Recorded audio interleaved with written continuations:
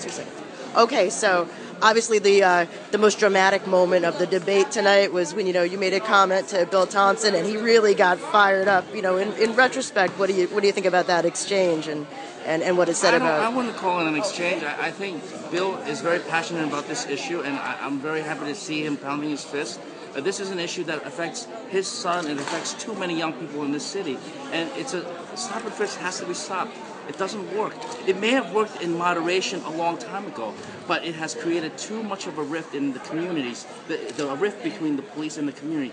The train's left the station. We can't turn it back. We've got to get rid of it and instead use strategies that work in other cities. Strategies, for example, like focused deterrence, where you focus police resources, limited police resources, 24/7 on the known criminal elements in communities, as opposed to spreading them wide and thin, stopping everybody because they might potentially be bad when we know that 9 out of 10 times they've done absolutely nothing wrong. I mean, I think that you've been very clear about your position about getting rid of stop and frisk as an unfair system. I just thought that because it's making life less safe for everybody. But Bill Thompson spoke very passionately about, in sort of in a very personal way. I know that you guys have a young son too, but it just.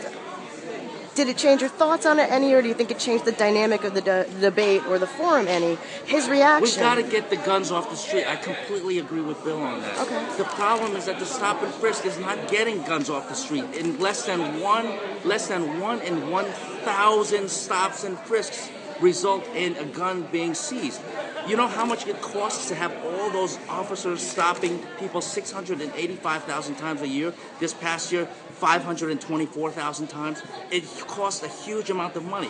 Why don't we just take a tiny fraction of that and use it in gun buyback programs? That would be much more effective in getting guns off the street. Why don't we just abolish it like you said? We appreciate you making that statement. We want to stop and frisk in our community. We're absolutely tired of it. And I appreciate that you had the guts to stand up in front of all your colleagues and say that we need to stop and frisk. It is absolutely ridiculous. And until they stop it, why don't you recommend that they put a camera and a microphone as mandatory on the uniform so that we will have a detailed record of exactly what happens during the stop and frisk.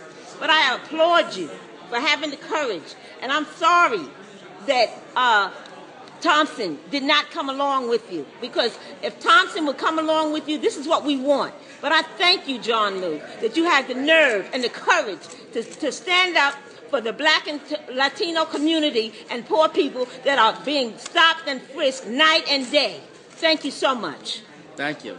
Don't stop on my account. Thank you very much. Really appreciate you. Thank you. If the comments from a former comptroller whose son is possibly a target of stop and frisk, if Bill Thompson's comments are they enough to sort of get you to reconsider your position? I just answered.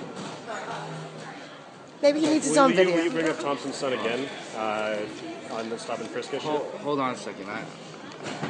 Bill brought up his son and what he said about having to teach his son how to handle a situation in an encounter with the police.